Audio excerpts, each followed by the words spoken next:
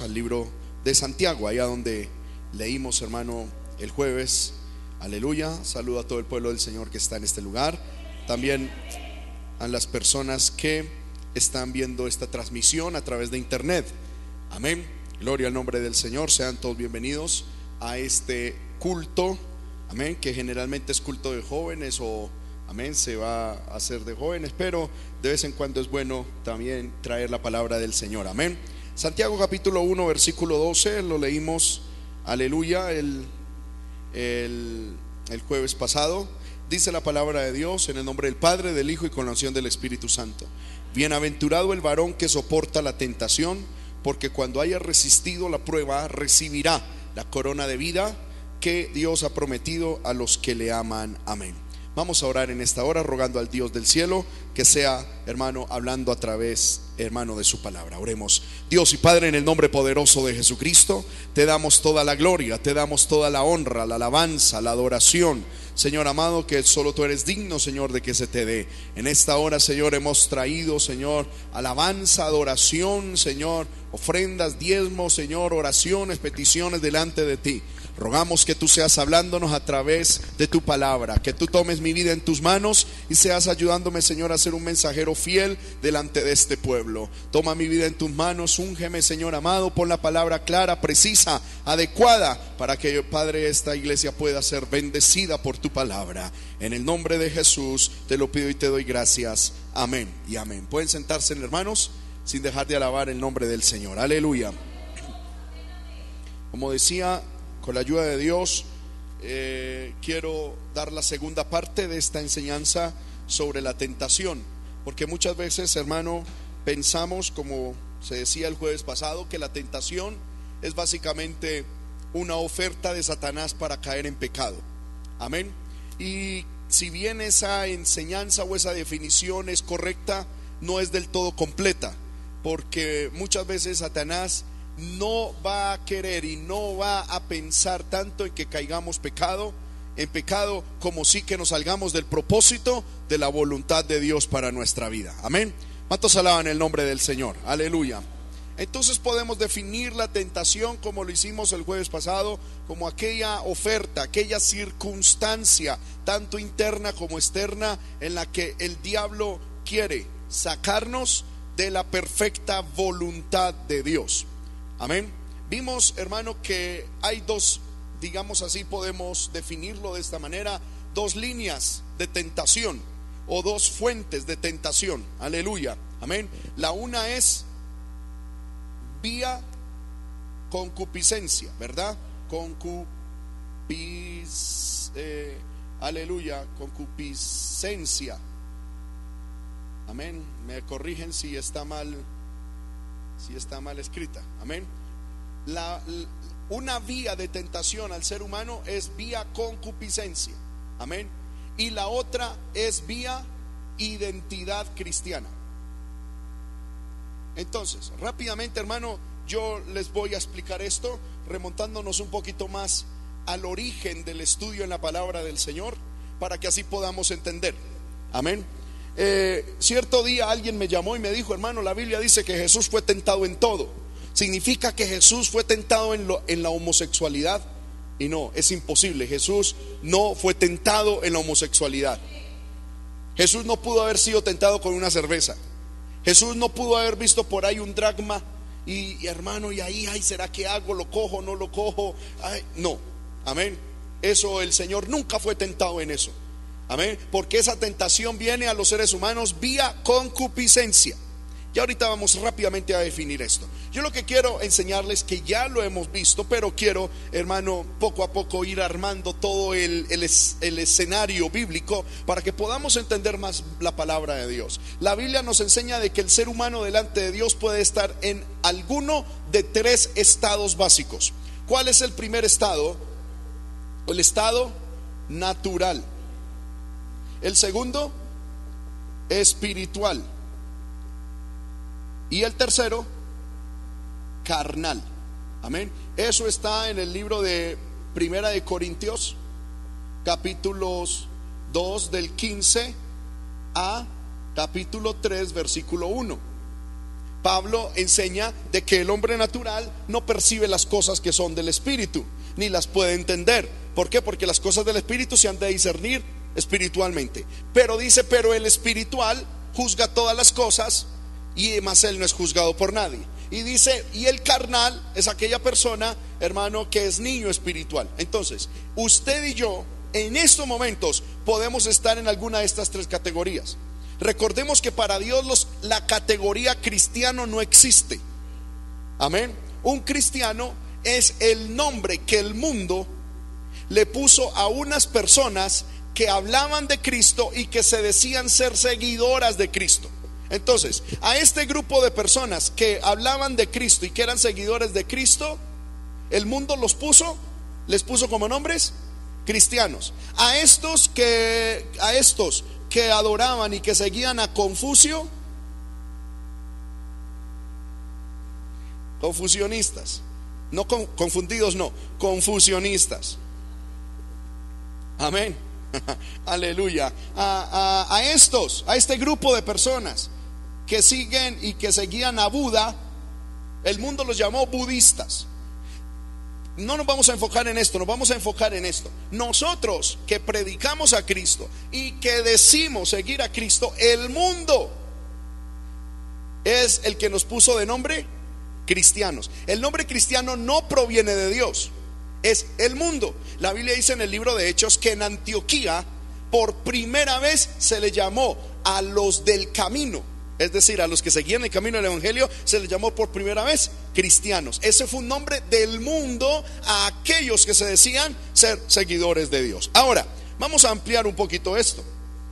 Aleluya. Supongamos que en tal municipio hay una iglesia compuesta por 1, 2, 3, 4, 5, 15 personas, ¿sí? Cada una de estas rayitas representa a una persona. Supongamos que en un municipio hay una iglesia de 15 personas. A este grupo el mundo, ¿cómo los llama? Cristianos. No Dios, sino el mundo. Ahora, Dios a este grupo llega y dice: esta es una hermanita. No, pero esta hermanita es una chismosa, no sirve. Esta otra está mirándole el marido a la vecina. Esa no es nada. Esta otra ni diezma, ni ayuna, ni nada. Esto no es nada. Esta hermanita sí es una bendición. Amén. Vive en santidad en la iglesia como afuera. Esta otra hermanita, no, esta habla del pastor, de la esposa del pastor, hasta del diablo habla esa hermanita. Eso no es nada. Este hermanito es un hombre ungido, evangeliza, predica, es un hombre santo. Y así Dios empieza a calificar. Uno, otros los reprueba, otros dicen que sí, otros dicen que no, otros dicen que no y otros dicen que no. De una iglesia compuesta humanamente de 15 personas, Dios califica a 1, 2, 3, 4, 5, 6, 7 personas. Porque la Biblia dice en 2 de Timoteo, capítulo 2, versículo 19. Si lo podemos poner en el televisor y alguien lo puede leer fuerte también en su Biblia. Libro de 2 de Timoteo 2, 19 dice: pero el fundamento de Dios está firme, teniendo este sello. ¿Cuál es el fundamento que tiene el sello firme? Conoce el Señor a los que son suyos, y apártese de iniquidad todo aquel que invoca el nombre de Cristo. De este grupo que el mundo llama cristianos, Dios reprobó a 8. ¿Sí o no? 8 están mal y solo 7 están bien. Por lo tanto, usted y yo no podemos conformarnos con ser cristianos, porque cristiano puede ser cualquiera. Yo no puedo llegar ante el diablo, ante el demonio, y decirle: demonio, te vas porque soy cristiano. El diablo va a decir: ¿y qué es un cristiano? Es que yo voy a la iglesia del Movimiento Misionero Mundial. ¿Y qué? No sirve para nada. Solo tiene autoridad para reprender al diablo una persona espiritual. Ahora, dentro de la iglesia pueden haber personas naturales, personas espirituales y personas carnales. La gran pregunta es: ¿usted en qué categoría está. Porque alguien dice, no hermano, eso al fin y al cabo uno no importa en qué categoría esté, si estamos en la iglesia. No, sí importa mucho, porque en el libro de Primera de Corintios, capítulo 15, si no me falla la memoria, el versículo 50, vamos a mirar qué dice Primera de Corintios, capítulo 15, versículo 50. Sí, dice, por esto digo hermanos, de que ni la carne, ahí se está refiriendo a los carnales, la carne, ni la sangre, es decir, lo natural, pueden entrar al reino de los cielos. Es decir, un cristiano siendo natural, aunque sea cristiano, si todavía sigue siendo natural, se muere y se va para el infierno. Viene Cristo y no se va. Un cristiano carnal, viene Cristo, se muere y se va para el infierno. Porque dice, esto digo hermanos, que ni la carne, es decir, lo carnal, ni la sangre, es decir, lo natural, heredarán, puede heredar el reino de Dios, ni la corrupción heredará la incorrupción. La única manera para ser salvos es que seamos espirituales. Ahora, alguien preguntará diciendo, hermano, ¿y cómo sé si yo soy carnal, espiritual o natural? Usted debe responderse la siguiente pregunta. La voy a poner grande. ¿Quién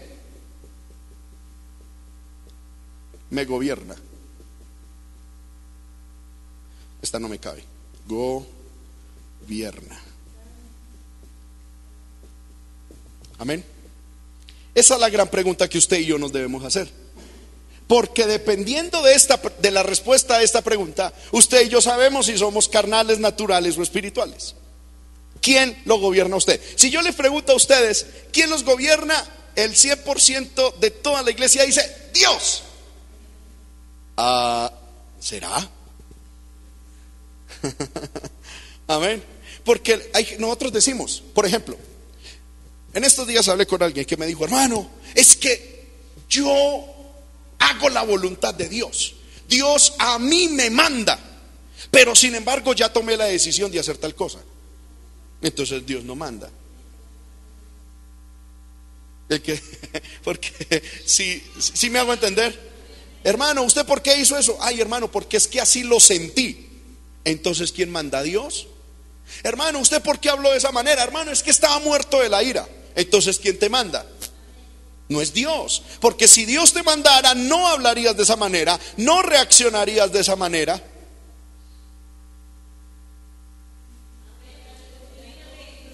¿Sí o no?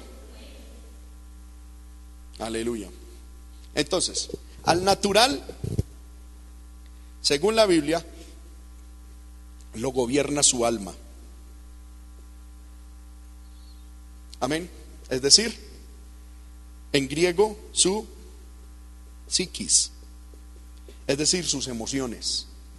Por eso la Biblia, y si lo vamos a estudiar en la versión antigua, la Biblia habla de la persona natural como el hombre animal. Porque el hombre natural es como un animalcito. Amén. Siempre pongo el ejemplo. Un día un león se levanta. En esta mañana, en algún lugar del mundo, un león se levantó, se estiró, abrió su bocota y dijo, tengo hambre. Y salió caminando, movido ¿por qué? Por su hambre.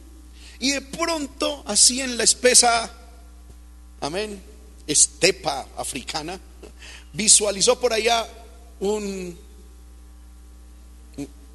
venado. Amén. Y entonces él se puso él lo miró y dijo, he ahí mi desayuno. Punto. Tengo hambre y eso es mi desayuno. Él no se puso a pensar, ¿será que es marido de una venada? ¿Será que tiene venaditos? ¿Será que alguien lo va a extrañar? A él no le importó nada de eso. Él lo que decía es, tengo hambre y eso es comida. Punto. Está manejado por sus instintos, por sus necesidades. Y así es la persona natural. El hombre natural dice, a ver, yo soy hombre, esta era mujer, aunque no es mi esposa, yo soy hombre, es mujer, y caí, punto. Por sus instintos. La gran mayoría de la gente que está en la cárcel dice: maté a fulanito de tal porque en el momento me dio rabia y lo maté. Eso se llama instintos. Hay gente que dice: hermano, es que me aburrí, por eso me fui. Instintos. A esa persona no la está manejando Dios, no la está gobernando Dios. La está manejando ¿quién? Su alma, su psique, sus emociones, sus sentimientos. Hermano, ¿por qué se levantó tan tarde? Porque es que tenía sueño. Como el oso perezoso, por eso se levanta tarde. ¿Por qué? Porque tenía sueño, tenía... Amén. ¿Amén o no amén? Hermano, ¿usted por qué dijo lo que dijo? Porque, hermano, estaba de malas pulgas. Hermana, ¿usted por qué volteó la boca de esa manera? ¿Por qué volteó los ojos hermano? Porque tenía rabia. Natural. Sea quien sea, haga lo que haga, está controlado y no importa, no hay justificación. Hermano, es que usted no sabe lo que mi esposa me hizo y por eso le hice de esa manera. No, el que está controlado por el Espíritu Santo no se deja controlar por sus emociones. Siempre está sometido al Espíritu de Dios. Hermano, por eso usted y yo debemos de manejar, de evaluarnos todos los días delante de Dios. ¿Cómo es nuestra conducta? ¿Y qué está mostrando nuestra conducta?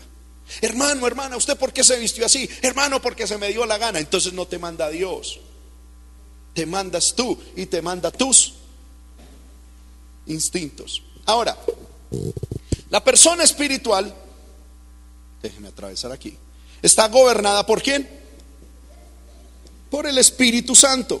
Espíritu Santo, que en griego es el pneuma de Dios. Amén. Esta persona ya no se maneja por instintos, por necesidades, ni por emociones, ni sentimientos. Esta persona está gobernada por la ley de Dios. Y aunque puede estar en una situación extrema, siempre la ley de Dios y la presencia del Espíritu Santo, el fruto del Espíritu Santo siempre va a estar operando y mostrándose. Amén. Ahora, ¿quién es el carnal? El carnal es una persona que en algún momento le pidió y se sometió al gobierno del Espíritu Santo, pero en algún momento descuidó estar sometido al Espíritu Santo y siendo cristiano volvió a ser controlado por su carne. ¿Qué es la carne? O el sarx en griego. ¿Sí? ¿Qué es el sarx? Es, en teoría, concupiscencia. En teología de Santiago, Santiago llama a esto, lo llama concupiscencia. Pablo a eso mismo lo llama carne. ¿Qué es la carne? Es la unión del alma, de los deseos del alma y los deseos del cuerpo en contra de la ley y de la voluntad de Dios. Es decir, un carnal, podemos decirlo de esta manera. ¿Cuál es la diferencia entre este? Que este hombre natural no conoce y no tiene la ley de Dios. Este sí tiene la ley de Dios. Este sí la tiene, pero no la obedece. Es decir, el carnal es un natural con conocimiento de la ley de Dios. ¿Sí me hago entender con esto? El carnal sabe que no se puede fornicar, pero sin embargo, en el momento, yo soy hombre, ella es mujer, ¡pum! Como el natural, aunque conoce la ley de Dios. ¿Sí? El carnal es el que dice, hermano, porque según Gálatas capítulo 5, el versículo 17 dice: manifiestas son las obras de la carne, que son adulterio, fornicación, inmundicia, lascivias, enemistades, pleitos, celos, iras, contiendas, disensiones.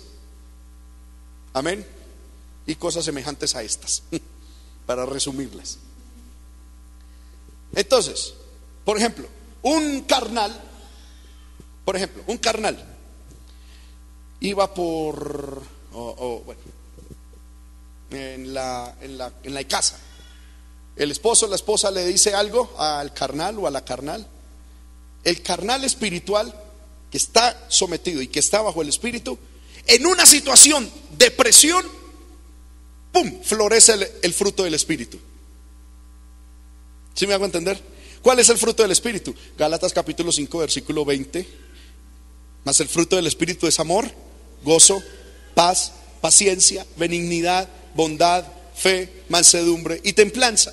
Es decir, a un cristiano se le presiona, a un cristiano espiritual se le presiona, y lo único que produce es fruto del espíritu. Amén. Amén o no amén. A un carnal se le presiona, ¿y qué sale? Las obras de la carne. Y según Mateo capítulo 7, por sus frutos los conoceréis. Es decir, yo no puedo decir, este árbol es de mango, pero raro, dio aguacates. No. ¿Sí o no? El árbol de aguacates da aguacates, y el árbol de mamoncillo da mamoncillos. Un cristiano espiritual no puede dar frutos de la carne, y mientras que un cristiano carnal no puede dar fruto del espíritu. No puede, porque son dos especies diferentes. Ahora, por sus frutos, dijo Jesús, los conoceréis, y por sus frutos ustedes se conocerán. Amén. Porque el hombre espiritual, ¿quién más espiritual que el mismo Señor Jesucristo? Cuando llegaron y le pegaron en la quijada, cayó y no abrió su boca. Se le presionó, y cuando se le presionó, ¿qué fue lo único que dio? Fruto del espíritu. Amén. Pero cuando Pedro era carnal y llegó y vio que los demás vinieron a llevarse a Jesús, él sacó la espada y mochó la oreja, se creía torero. Que cuando fue presionado, ¿qué salió? Fruto de la carne. Cuando usted y yo somos presionados, ¿qué sale?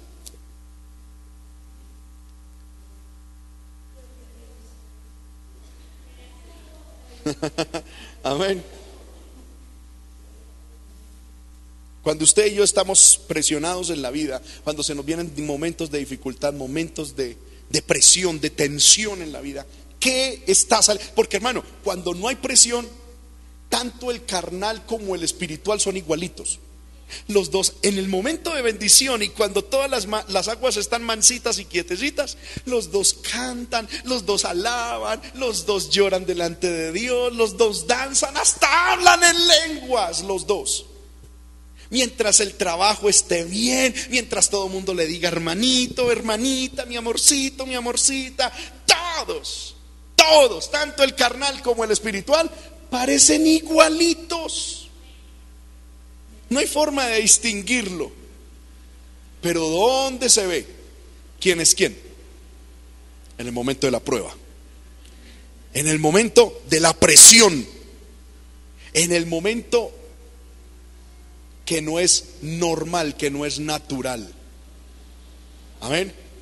Ahí es donde uno dice, este es espiritual o no. No ni siquiera este es, sino yo soy natural o yo soy carnal.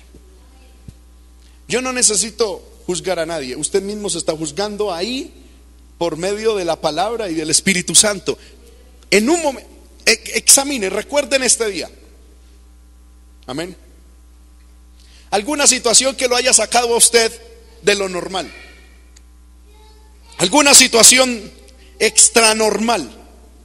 No estoy hablando de la hora del almuerzo, sentado en la mesa, comiendo pavo, comiendo toda esa bendición que Dios le dio. No, en el momento en que usted fue a la calle y un carro pasó a toda velocidad y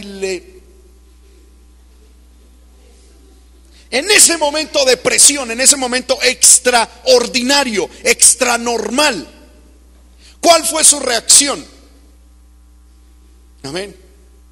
Usted que tenía su arbolito ahí de de feijoas, y llegó el vecinito y se le montó y se le robó la fruta. ¿Cuál fue su reacción? ¿Cuál fue su reacción cuando su esposa le llevó a usted el tinto? Usted le gusta el tinto a 100 grados de caliente y su esposa se lo llevó a 98. ¿Cuál fue su reacción? ¿Cuál fue su reacción, papá, cuando usted le dio la orden a su hijo y a su hija, y su hija en el instante no hizo lo que usted quería? ¿Cuál fue su reacción? Eso indica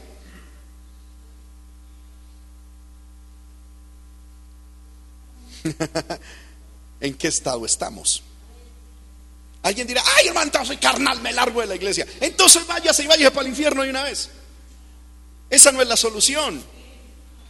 Es como que yo vaya al médico y me diga: a ver, usted tiene un problema en una muela. Llega, este médico es muy duro, y me tira de un puente. A ver, ¿cuál es la solución? La solución era tratar el problema en la muela. ¿Sí o no? Porque es que hay gente que es así: ay, el pastor dijo que yo soy carnal, entonces me largo. Yo digo: si esa es su decisión, hágale. ¿Qué puedo hacer yo? Pero esa no es la solución. Amén. Si usted tiene una muela picada, usted no se va a tirar de un puente, no se va a pegar un balazo. Usted va a ir a arreglar el problema en la muela. ¿Sí o no? ¿Qué es lo que está Dios aquí tratando? Con nuestra carnalidad. Porque Dios quiere que usted y yo entremos al cielo, porque lo natural y lo carnal no entra al cielo, solo lo espiritual. Y usted y yo podemos decir: entonces allá me dijeron que soy carnal, que tengo pecado, no vuelvo a la iglesia. El problema es que usted puede que no vuelva a la iglesia, pero lo que sí estoy seguro es que no entra al cielo. Amén. Aquí nos pondremos muy tristes porque usted no vuelva a la iglesia. El problema es que si usted no arregla esa carnalidad, usted se va a poner muy triste por el resto de la eternidad en el infierno. Amén. Entonces no es hora de decir: yo mejor busco otra iglesia donde me traten un poquito más suave. Es hora de decir: Dios me está tratando con mi pecado, tengo que arreglar el pecado. ¿Sí o no? Amén. ¿Para qué hice todo esto? Para explicarles que carnalidad y concupiscencia es lo mismo. Entonces, estamos hablando de que por lo menos en la iglesia tenemos dos tipos de personas, porque se supone que en una iglesia no hay naturales, ya que el natural no conoce la ley de Dios, y yo creo que aquí todos por lo menos conocemos la ley de Dios. Por lo tanto, ya pasamos de ser naturales, o somos espirituales o somos carnales. En alguna de las dos estaremos la gran mayoría de los integrantes de la iglesia. ¿Sí o no? Muy bien, entonces voy a borrar esto para volver a retomar ahorita la predicación. Las tentaciones vienen vía concupiscencia. Amén. O vía identidad. Yo lo llamo de esta manera. Es posible que alguien lo llame de otra manera. Yo lo llamo de esta manera por lo que yo veo en Jesús. La persona que en su gran mayoría, escuche bien esto, hermano, un cristiano que el 90 u 80% de las veces sea tentado vía concupiscencia, está indicando de que su carne todavía está viva. Porque ¿qué es la concupiscencia? Es la carne, es la unión de los sentimientos del cuerpo y del alma que todavía no han sido sometidos al gobierno del Espíritu Santo. Entonces, cuando Satanás se da cuenta de que hay un cristiano que es carnal, ¿por dónde le va a dar con la tentación? Por ahí. Amén. Le va a dar por la carne. Las ofertas, las tentaciones del diablo van a ser vía concupiscencia, y por ahí le va a dar por medio de la carne, y el diablo le va a dar y le va a dar y le va a dar y le va a dar y le va a dar.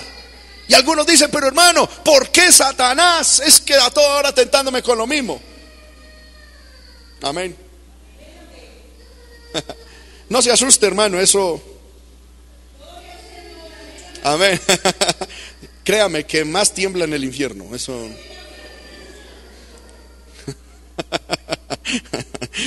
Aleluya. Amén.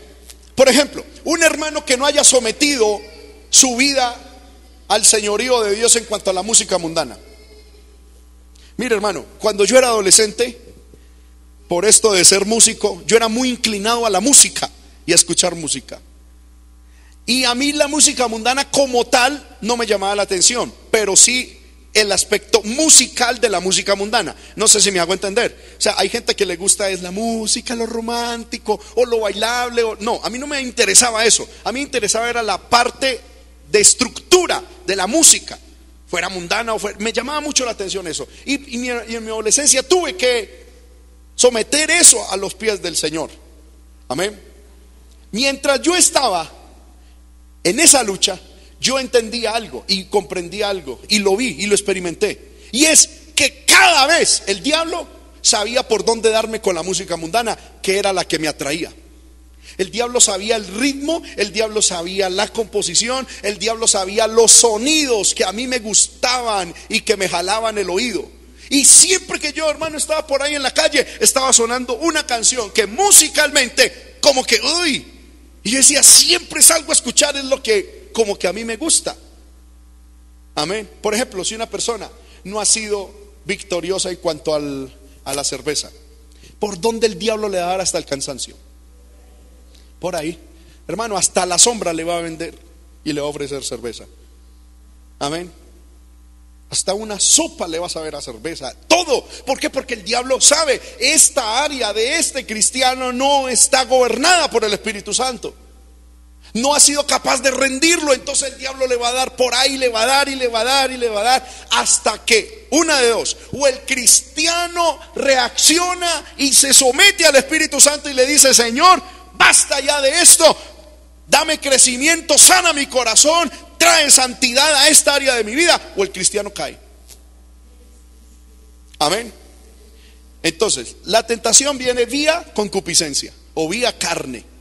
Pero cuando hay un cristiano espiritual donde no tiene obras de la carne activas en gran porcentaje en su vida, el diablo ¿por dónde le va a dar? ¿Por la carne? No, es decir, ejemplo, Jesucristo.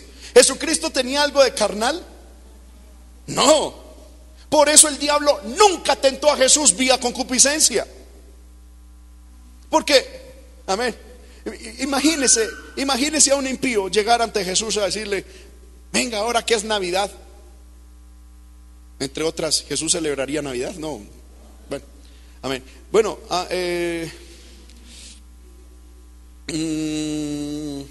esta cervecita.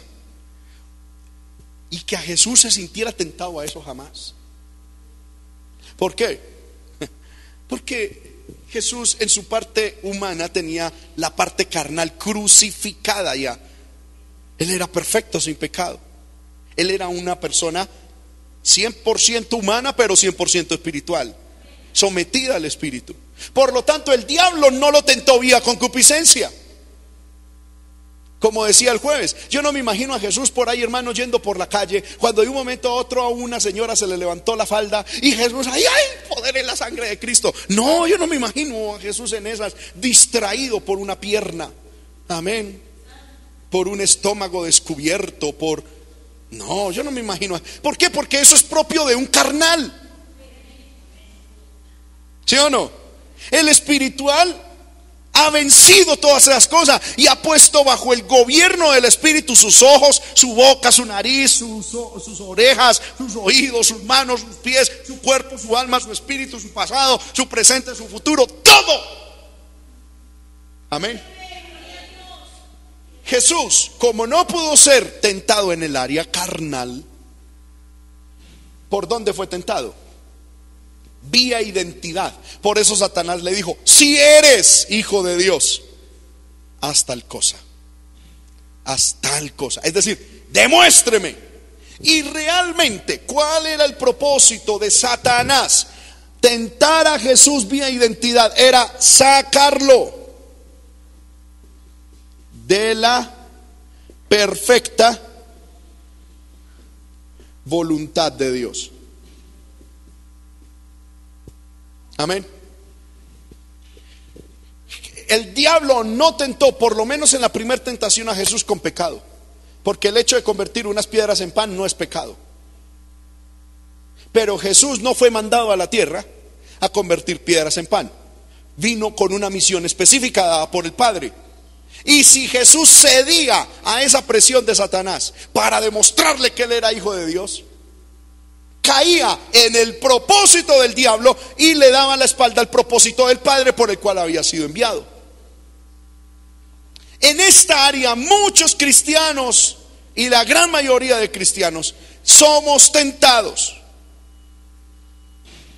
a abandonar el centro de la voluntad de Dios y a desubicarnos del propósito que Dios tiene para nosotros. Amén. Mire, hermano, si Satanás logra que usted se salga del propósito de Dios para usted, aunque usted jamás se vuelva a tomar una cerveza, a fumar un cigarrillo y jamás a caer en fornicación, el diablo se siente satisfecho porque logró sacarlo a usted del centro de la voluntad de Dios y que el propósito de Dios no se cumpliese en su vida. Amén. Muy bien. Esto lo estudiamos el jueves pasado. Amén. Ahora yo quiero estudiar con ustedes las estrategias que utiliza Satanás para tentar a una persona y desubicarlo del propósito de Dios y de la perfecta voluntad de Dios. Amén. ¿A cuánto les gustaría descubrir las tácticas de Satanás para sacarlo a uno del propósito de Dios? Levanten la mano los que les gustaría saber. Amén. Yo me puse a pensar en eso. Y hermano, humanamente, después de Jesucristo, ¿qué otra persona podemos tomar como una persona real en un estado perfecto de espiritualidad?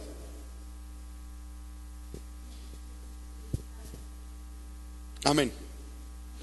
¿Qué persona piensa usted pudo haber estado en un estado, valga la redundancia, de perfecta espiritualidad?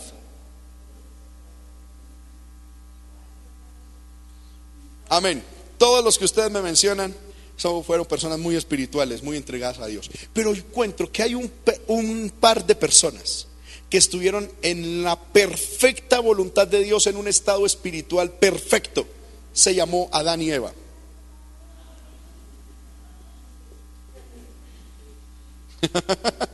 Amén. ¿Sí o no? Cuando estaban en el huerto en Edén, ese es el estado perfecto de espiritualidad. Hermano, Dios se paseaba entre ellos. Amén. Dios caminaba en el huerto y hablaba con ellos. Amén. Ese es el estado perfecto de espiritualidad. Por lo tanto, Satanás a ellos no los tentó con pecado, como tal no. Amén. ¿Por qué? Porque estaban en un estado perfecto de espiritualidad. ¿Cuál fue el ataque de Satanás? Fue primero sacarlos del centro de la voluntad de Dios, desubicarlos del propósito que Dios tenía con ellos, para luego hacerlos caer en pecado. ¿Sí o no? Y vamos a mirar las estrategias. Entonces vaya conmigo al libro de Génesis, capítulo 3, verso 1.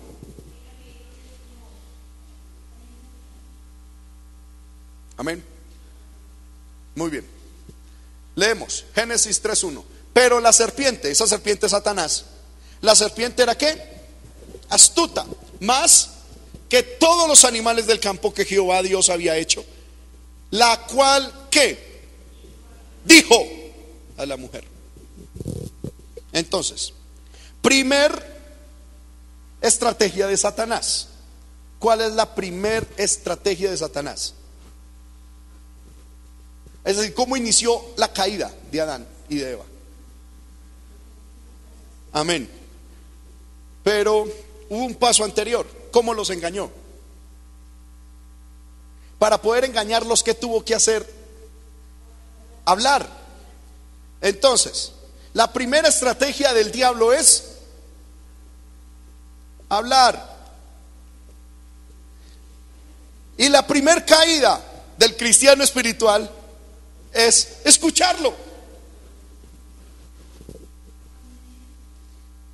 Hermano, el éxito de la vida espiritual o el fracaso de la vida espiritual radica en a quién escuchas. ¿Cuál es el primer mandamiento de todos? ¿Cuál es el más importante mandamiento de todos? Oye. Jesús lo dijo en Marcos capítulo 12, versículo 30. Dijo, el primer mandamiento de todos es: oye Israel, el Señor vuestro Dios, el Señor uno es, y amarás al Señor tu Dios. Ya lo hemos estudiado. El mandamiento no es amar, el mandamiento es oír, y amar es una consecuencia de oír. Amén. Siempre pongo el mismo ejemplo. Generalmente una mujer, cuando logra enamorarse de un hombre, o cuando un hombre logra que una mujer se enamore de él, cuando él le logra hablar y logra que ella le ponga cuidado. Dicen los expertos en esto que hay dos maneras de conquistar a muchas mujeres. Yo digo, a una cristiana espiritual no. Amén. Eso será una carnal hija del diablo. Que hay dos maneras, o tres maneras. Uno es ser físicamente muy pintoso. Segundo es tener mucha plata. Y si usted carece del primero y del segundo, se le recomienda tener mucha labia. Amén. Porque, hermano, a la mujer le fascina que se le hable. ¿Sí o no? Uno de los grandes problemas en el matrimonio es: ¿y usted por qué no me habla?, le dice la esposa. Diga alguna cosa, usted está serio porque lleva 3 minutos sin hablar. Amén. El otro está ahí, hermano, mirando, embetunando los zapatos. ¿Usted está bravo conmigo? ¿Por qué? Lleva 3 minutos sin hablarme. No, amén. A la mujer le fascina eso, le fascina que se le hable. Amén. Y al diablo le gusta hablar. Entonces, ¿cuándo una mujer se enamora de un hombre? Cuando lo escucha. Amén. Cuando lo oye. Cuando la iglesia se enamora de Dios, cuando lo oye. Por eso en el libro de Cantar de los Cantares, la tsunamita, que es símbolo de la iglesia, dice: tras su hablar se fue mi alma. Amén. Me fui, dice ella, tras las palabras de él. Amén. Entonces la iglesia tiene el mandamiento de oír a Dios, porque cuando oímos a Dios empezamos a conocer su voz. Y cuando empezamos a conocer su voz, nos enamoramos de él, empezamos a conocerlo a él, empezamos a entender qué es lo que él quiere, y empieza la vida cristiana a andar como debe de andar. Cuando usted y yo nos disponemos a escucharle a él. Por eso es que en el culto, la alabanza es muy importante, el devocional es muy importante, pero en la alabanza yo le doy a Dios, yo le hablo a Dios y Dios me oye, es muy importante. Pero más importante es cuando él nos habla, porque yo puedo presentarle a Dios 1000 cosas importantísimas, pero no se va a comparar con lo que él tiene para hablarnos. Amén. Por eso es que usted y yo debemos amar la palabra y amar la exposición de la palabra. Amén. Dice el salmista David: la exposición de tu palabra alumbra los ojos. Amén. Entonces, esta mujer tenía el privilegio, por ser espiritual y estar en un ambiente espiritual, de oír a Dios todos los días. Hermano, ¿usted se imagina la tremenda bendición de oír a Dios todos los días? Amén. El problema es cuando uno deja que los sentimientos lo controlen. Porque, hermano, mire, uno puede estar en un estado perfecto, pero si a uno los sentimientos lo controlan, hasta la perfección lo aburre. ¿Sí o no? Y esta mujer decía: ay, lo único que yo hablo es con Dios y con mi marido. Dios y mi marido. Dios y mi marido. Qué bueno escuchar a otra persona. Amén. Porque aún en la perfección, si uno no controla sus sentimientos. Mire, hermano, hay gente bien casada que estando bien casada están es que aburridos. Y algunos: ay, hermano, tan buena una aventura, algo que me saque de la rutina. Pero, hermano, está en la bendición, está en todo lo que cualquier persona puede soñar. Y que hay una aventurita, algo que me saque de esta rutina. El problema no son las circunstancias, el problema está en el corazón, por no controlar y no someter esas emociones a Dios, sino estar ahí, hermano, ser un carnal y un natural. Amén. El aburrimiento no depende de las circunstancias, el aburrimiento es un estado del corazón. Porque usted puede estar en un estado perfecto humanamente y sentirse aburrido. ¿Cuántas personas ricas, con juventud, con belleza y con todo, dicen también: ay, qué aburrición? ¿Sí o no? Porque no es las circunstancias externas. La rutina y la aburrición es un estado espiritual interno del corazón. Esta mujer seguro ahí, hermano, está en un perfecto estado. Ya, adiós y mi esposo, Dios y mi esposo. Y entonces el diablo llegó y le dijo: pss, pss. Y ella: uy,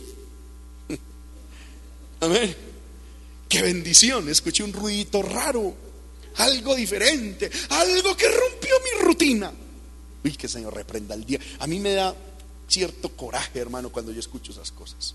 Amén. Ay, hermano, algo que me distraiga, algo que me desaburra, algo. ¿Cómo así? No, es que Dios no es un payaso para estar desaburriendo a nadie. La iglesia no es una cuestión para estar desaburriendo a nadie. El problema no está afuera, el problema está dentro de la persona.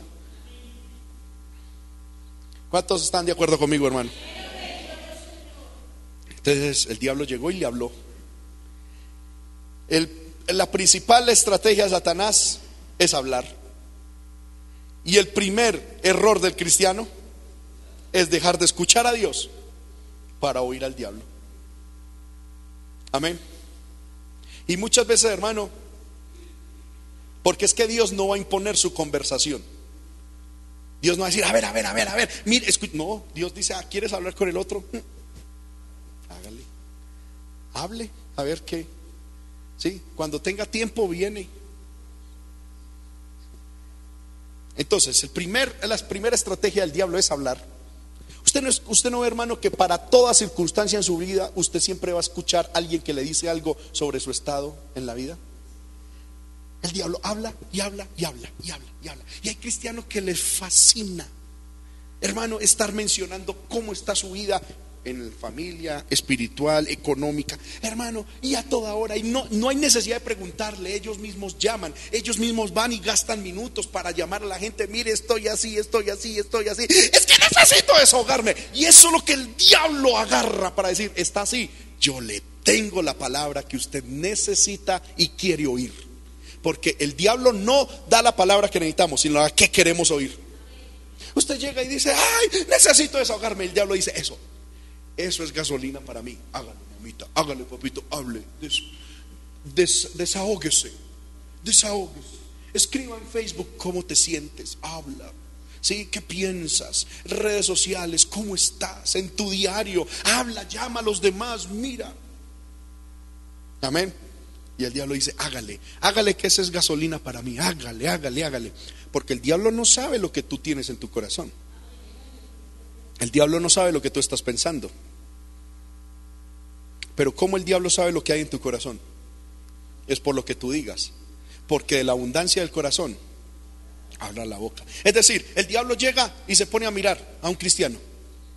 Y la Biblia, supongamos que este es un cristiano, y la Biblia dice que el diablo está como león rugiente y alrededor. Y entonces el diablo dice: ¿qué estará pensando este cabezón?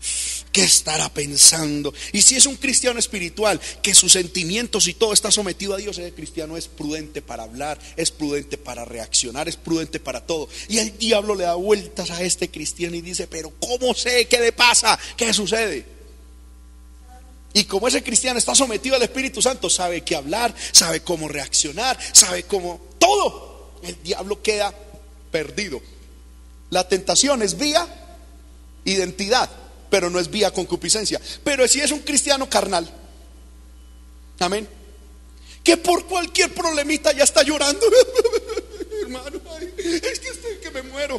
El diablo, ni siquiera el diablo tiene que hacer nada. Llega, escúchalo, a ver, fulanito de tal está hablando por teléfono, chúsele la llamada. Amén. Ya tenemos cómo atacarlo para un año. Dice un dicho que el pez muere y el cristiano también.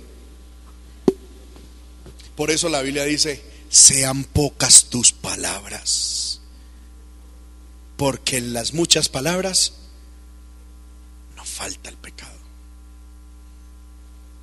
Por eso la Biblia en el libro de Lamentaciones dice: bueno le es al hombre llevar el yugo desde su juventud, que se siente solo y calle delante de Jehová.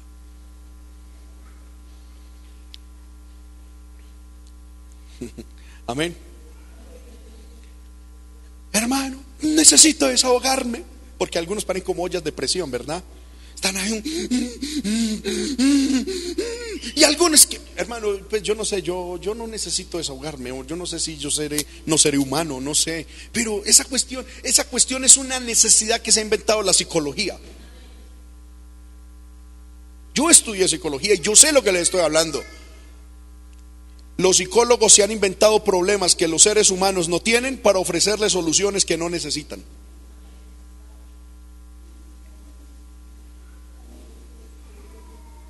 Amén.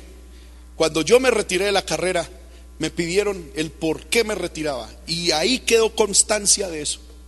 Porque encontré, yo le dije, me retiro porque la psicología se ha inventado problemas que el ser humano no tiene para poderle vender soluciones que no necesita.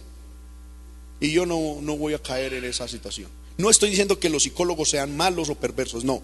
Hay ramas de la psicología que son muy buenas, ¿sí? Pero yo como cristiano y como pastor no podía compaginar las dos cosas. Por eso me retiré. Amén. Los psicólogos a nosotros nos dicen: ay, el ser humano necesita desahogarse porque o si no explota. Qué mentira del diablo. Eso no es así. Un cristiano espiritual, hermano, siempre espera en Dios. Siempre espera en Dios. La confianza en Dios es la escapatoria a las presiones de la vida. Las promesas de Dios, la palabra de Dios es la escapatoria de las circunstancias, de las presiones de la vida. Y si es que son muchas, las rodillas, hermano, son esa válvula liberadora. Amén. Usted está con presiones como Ana, la mamá de Samuel, y hay muchas presiones, muchas presiones. No se amargue como Ana. Haga lo que hizo Ana. Es decir, haga lo que hizo Ana y no haga lo que hizo Ana.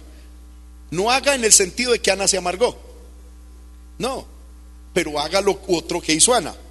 ¿Qué fue? Ir a derramar su alma delante de Dios. En oración derrame su alma. Porque yo le puedo asegurar, cuando usted se arrodilla, usted puede hablar en español, pero cuando usted se arrodilla y llora y gime, y si usted además habla en lenguas y ora en lengua, el diablo ahí puede mirar, hermano, a ver qué escucha en la oración y qué información coge. Nada. Porque la oración es un lenguaje espiritual, de espíritu a espíritu. Desahóguese en las rodillas, no por celular. Mamá, es que me siento muy solito, mamá. No, vaya a la rodilla, dígale: Señor, me siento solito. Y ahí va a sentir la presencia del Espíritu Santo, y Dios le va a decir: mire que no está solo. Ahí está el Espíritu. Amén.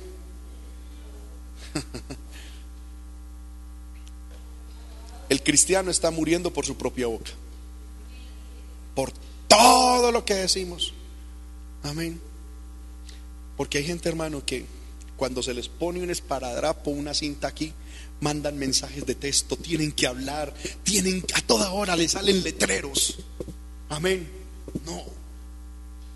Una de las características del cristiano es que es tardo para hablar, tardo para airarse y pronto para oír. ¿Y lo ve?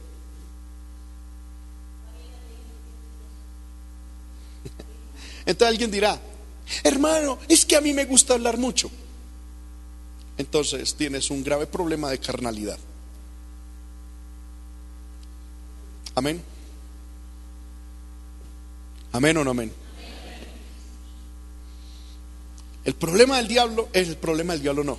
La estrategia del diablo. La estrategia del diablo es hablar. El primer error del cristiano es escucharle. La segunda estrategia de Satanás, Génesis 3:1. Habló la serpiente y dijo: con que Dios os ha dicho. Amén. La segunda estrategia de Satanás es poner en duda lo dicho por Dios.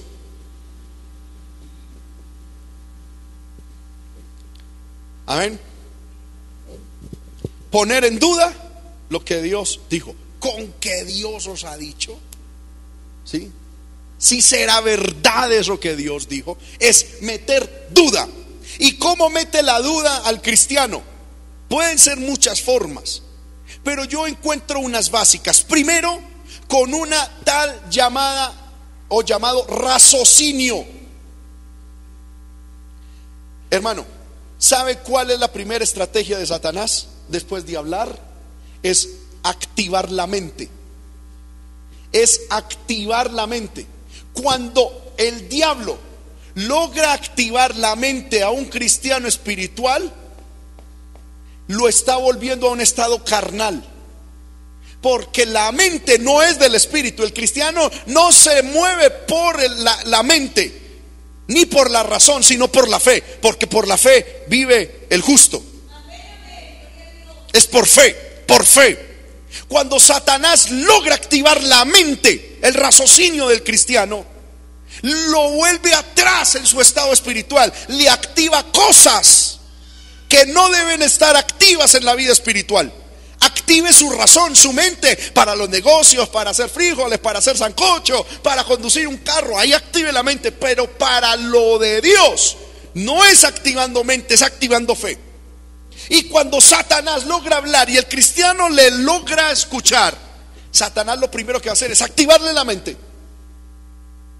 Activar algo que no debe estar activo, porque la mente y la fe no pueden estar al mismo tiempo en los dos. Uno cree o entiende. Es decir, cuando hablo de la mente estoy hablando de lograr entender las cosas por medio del método científico. Es decir, ver, experimentar, tocar, medir, pesar y evaluar. Amén. La fe simplemente cree. Es una convicción interna de lo que es y punto. Amén. Hay gente que dice, hermano, es que yo no puedo creer porque no entiendo. No. Cree y después entenderás, si es que Dios quiere que entiendan. Porque la Biblia dice también que muchos murieron creyendo sin ver lo que se les había prometido. Lo primero que hace Satanás entonces después de hablar es activar la mente y con ella poner duda a través de la razón, a través de la argumentación. Tercero, a través de la experiencia. Amén. Satanás dice, si eso que Dios te ha dicho fuera realidad, ¿por qué no se cumple en ti? ¿O por qué no se cumplió en otro? Activa la mente. Activa la mente por medio de la razón, por medio de la argumentación, por medio de la experiencia. Amén. Y cuarto, por medio de las evidencias. Vuelvo y las anoto aquí porque en esta semana estuve pensando en esto y no logré anotarlo todo. ¿Cómo pone Satanás en duda lo dicho por Dios? A través de la razón. Segundo, a través de la argumentación. Tercero, a través de la experiencia. Y cuarto, a través de las evidencias.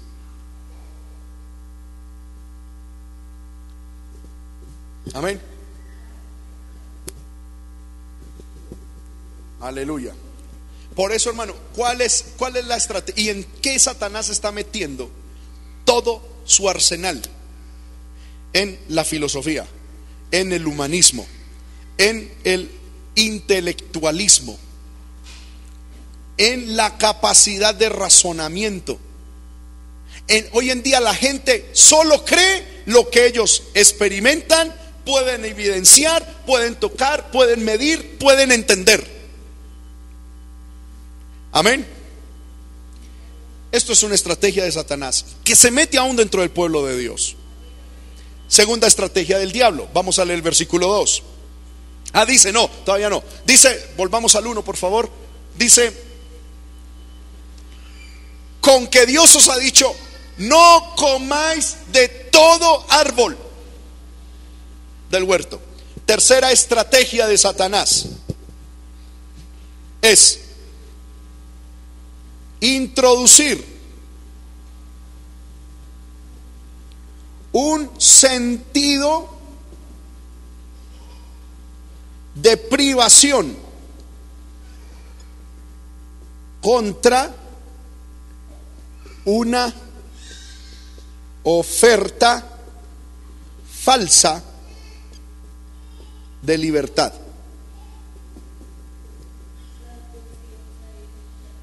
Amén.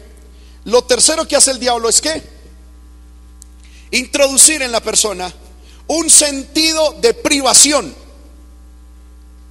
y ofreciendo al mismo tiempo una oferta de falsa libertad. Es decir, miremos, con que Dios os ha dicho, Dios le dijo a Eva, no comáis de todo árbol del huerto. Dios le dijo eso a Eva y a Adán. Mire que el diablo introdujo en ellos un sentido de privación. Dios no le dijo a Eva, no coma de todo árbol. Sin embargo, por medio de la manipulación engañosa de palabras, introdujo en Eva un sentido de privación, de que estaban cohibidos de muchas cosas, y le ofreció un falso sentido de libertad cuando ellos tenían toda la libertad.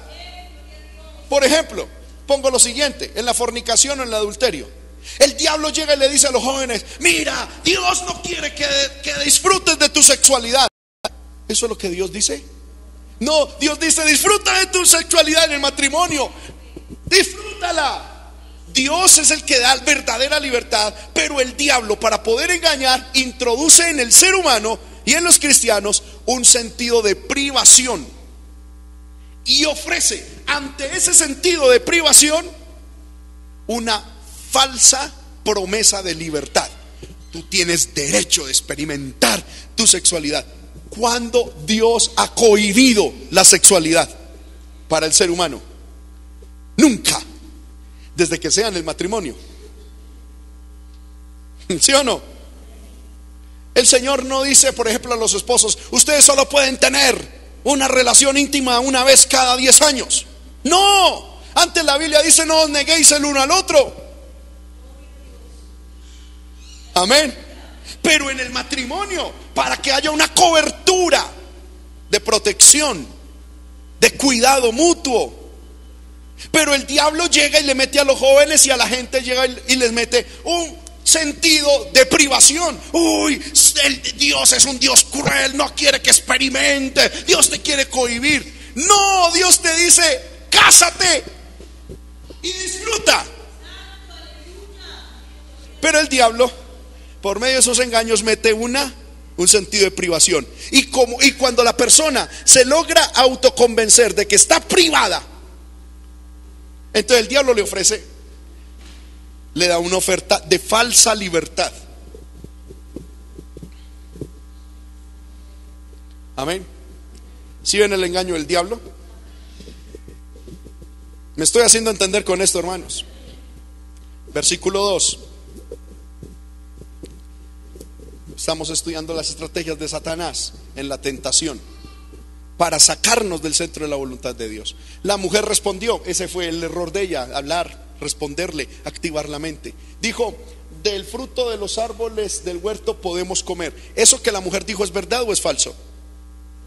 Es verdad. Dios les dijo, del fruto del huerto, de los árboles del huerto pueden comer. Versículo 3. Pero del fruto del árbol que está en medio del huerto, dijo Dios, no comeréis. ¿Eso es verdad o es falso? Es verdad. Dice, no comeréis ni le tocaréis para que no muráis. ¿Eso es verdad o es falso? Eso es falso, porque el Señor no dijo no lo toquen. El Señor simplemente dijo no coman. La mujer fue la que le agregó el que no debían tocarlo. Y yo encuentro en el libro de Proverbios capítulo 30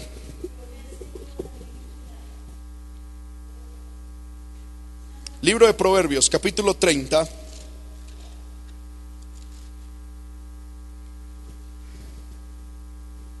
Aleluya. Versículos 5 y 6. Miremos lo que dice Proverbios 30, 5 y 6. Toda la palabra de Dios es ¿qué? Limpia. Él es escudo a los que en él esperan. Y mire lo que dice el 6. No añadas a sus palabras, para que no te reprenda y seas hallado mentiroso.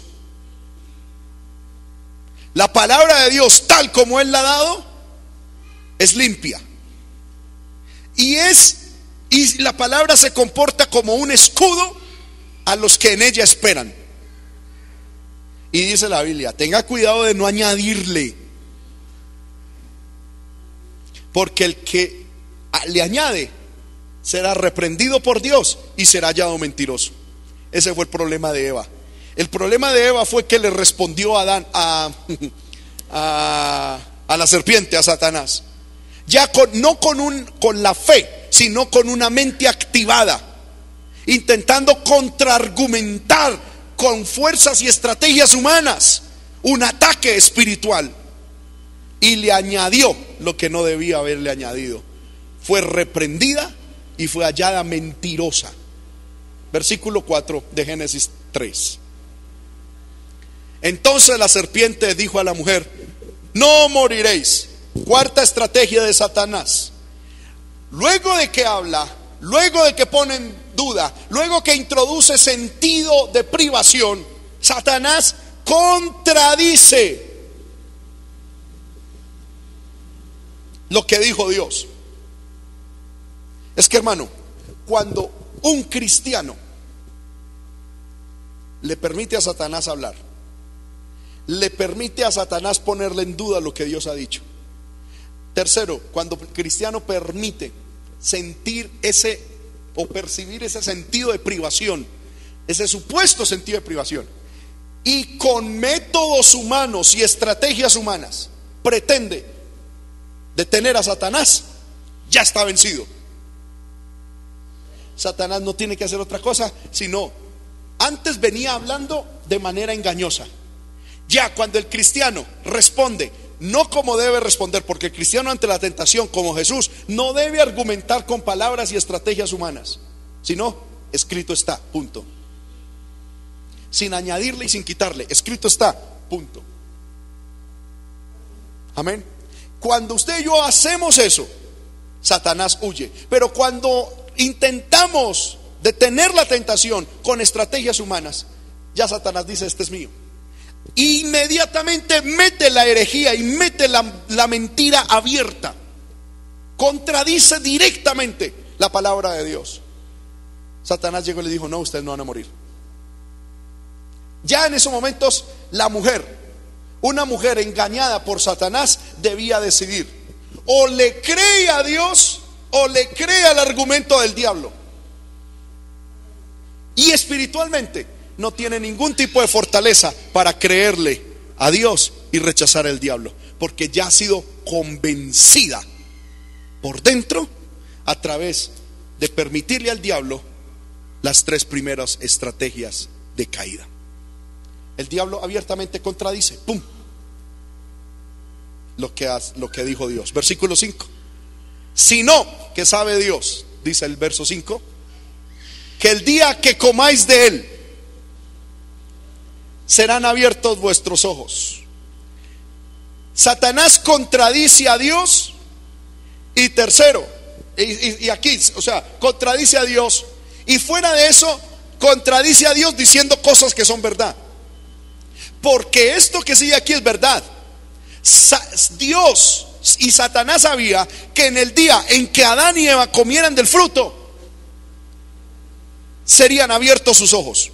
Y de hecho eso pasó. Si vamos al libro de Génesis capítulo 3,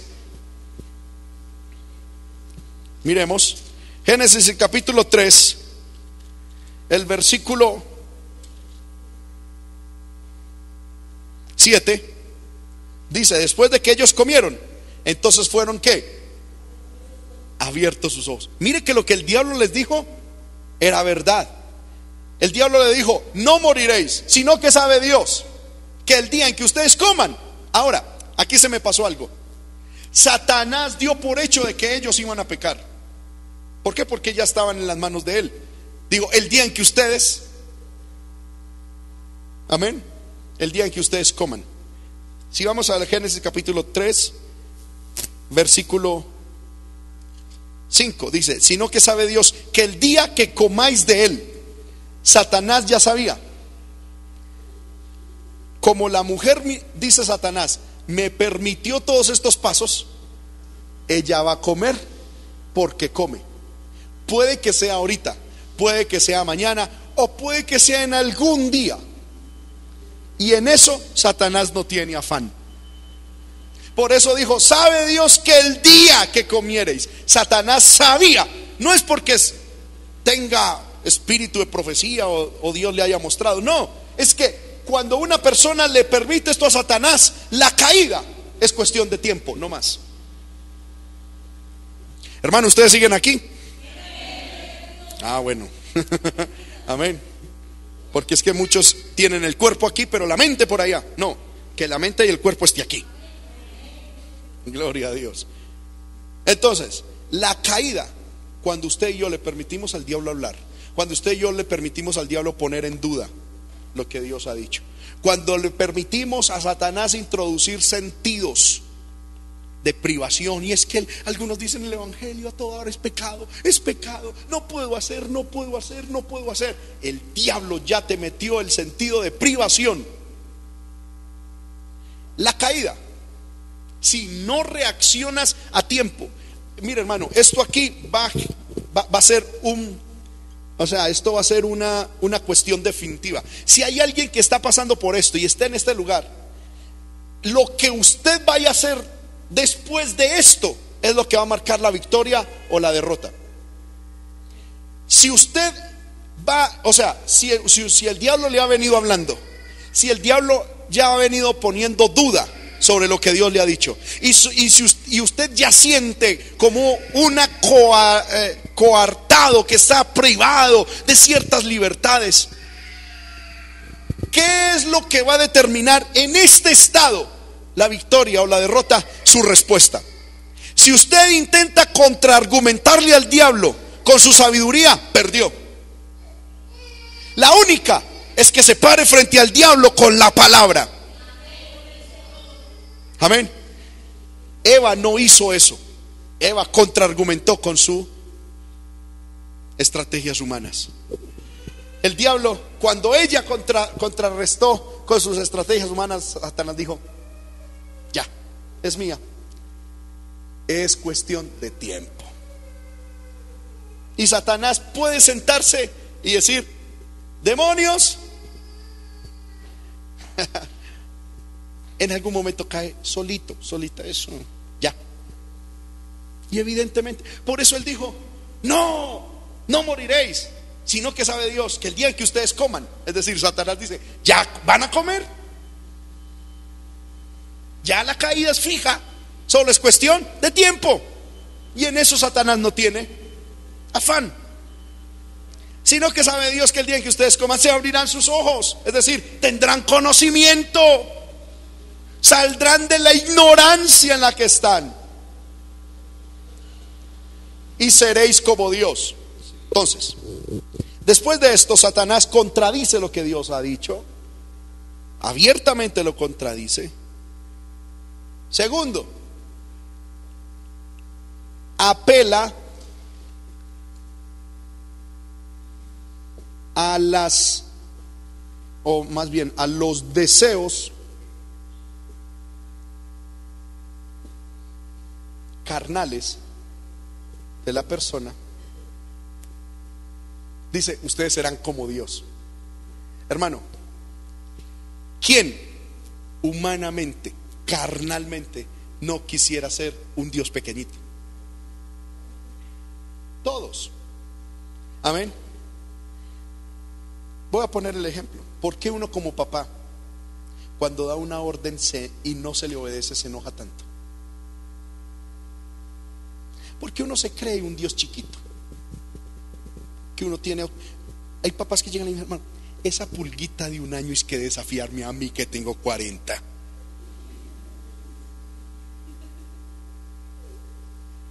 ¿Sí o no? ¿Eso qué demuestra? Que nos creemos dioses pequeñitos, que nos creemos gran cosa. Y cualquier oferta que llegue para alimentar y para lograr ese deseo de sobresalir que tenemos los seres humanos es la caída para el cristiano. Es decir, cuando Satanás llegó y le dijo, seréis como Dios, ¿sabe qué es lo que estaba ofreciendo Satanás? Autogratificación, autosatisfacción, autoglorificación y autorrealización. Amén. Y apeló entonces a los deseos, serán abiertos vuestros ojos y seréis como Dios. Y tercero, apeló a la necesidad de conocimiento que tiene el ser humano. El ser humano todos los días quiere saber un poquito más. Amén. Y Satanás le dijo a Adán y Eva, ustedes conocerán más, no quedarán ahí ignorantes, manejados por ese Dios tirano. Ustedes sabrán el bien y el mal. Amén. ¿Y qué dice la Biblia? Versículo 6. Cayeron. Y vio la mujer, después de toda esta estrategia, la mujer vio que el árbol era agradable. Miles de veces seguramente había pasado alrededor del árbol o al lado del árbol y no lo había visto atractivo. Pero después de que fue seducida, mire hermano, yo aquí encuentro, esta primer parte es desubicarla. Fue la estrategia de Satanás para desubicarla del propósito de Dios, porque ella era espiritual. Después de que ella reaccionó de la manera en que reaccionó, ya no era espiritual, ya era una carnal intentando contener al diablo en su carne, con la mente activada. Luego vino el ataque a la concupiscencia. ¿Sí lo ve? ¿Sí me estoy haciendo entender, hermanos? Ya el diablo aquí atacó a la carne porque logró bajarla del estado espiritual. Atacó la concupiscencia y después de que la concupiscencia fue concebida, dio a luz el pecado. Y después de que dio a luz el pecado, se dio a luz la muerte. Amén. Entonces, las dos vías de tentación fueron aplicadas a Eva. Primero, la vía de la tentación en su identidad, desubicarla del propósito de Dios. Cuando Satanás logró esto, para que cayera en pecado, le ofreció y le tiró el ataque de la tentación vía concupiscencia. Y cuando la concupiscencia fue atacada, dio a luz el pecado, y el pecado dio a luz la muerte. Amén. Hermanos míos, es posible que Satanás en alguno de ustedes vaya en esta estrategia. ¿Cuál debe ser la reacción del cristiano en esta? No escuchar. Si de pronto va en este punto, ¿cuál debe ser la reacción del cristiano? Fe, convicción en la palabra, convicción. Que el diablo te está poniendo en duda, es que este texto si será lo que dice, si será que esto. Fe en la palabra, fe en la palabra. No active su mente, no active su razón. Fe en la palabra. Lo que está escrito, escrito está y es palabra de Dios. Punto. Active la fe en la palabra. Si el diablo va en este punto en usted, ¿cuál debe ser la reacción del cristiano? Amén. Está en el libro de Gálatas. Dice que el libro de Gálatas capítulo 5 versículo 1. Miremos qué dice. Estad pues firmes en la libertad. Porque aquí el diablo mete un sentido de privación y ofrece y da una oferta de libertad. Ante este punto, Pablo dice: estad firmes en la libertad con que Cristo os hizo ¿qué? libres, y no estéis otra vez sujetos al yugo de esclavitud. Versículo 2. Aleluya. ¿Cuántos alaban al Señor? Vamos allá. No tengo tiempo, ya no me voy a demorar más.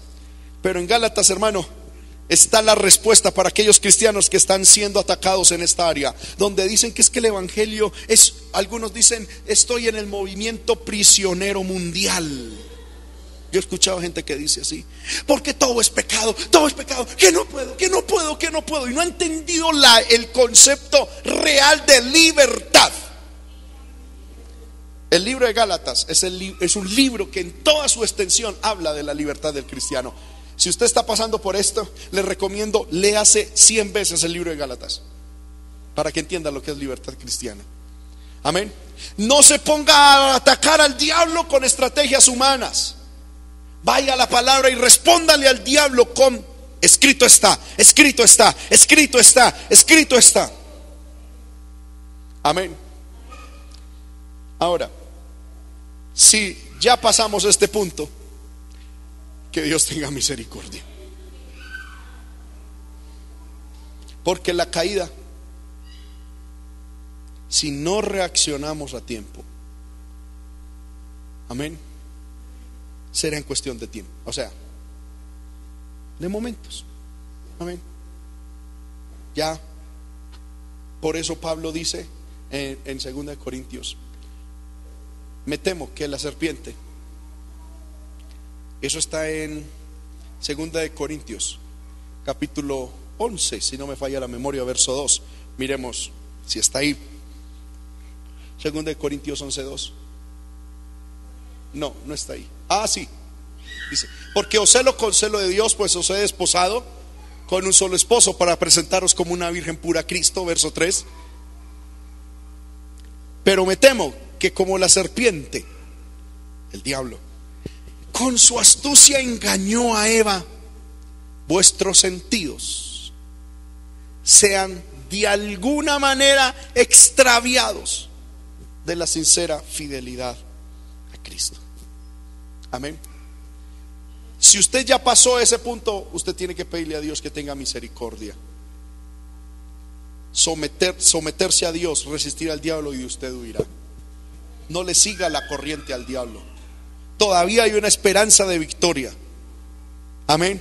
Porque siempre tendremos victoria si confiamos en el Señor. En este estado será un poco más difícil, porque ya hay un grado de avance de la estrategia del diablo en el corazón del cristiano. Estemos de pie, hermanos, en esta hora. Pero sin embargo, hay victoria en el Señor. ¿Cuántos dicen amén? ¿Cuántos dicen amén? Hay victoria en el Señor. Hay victoria en el Señor.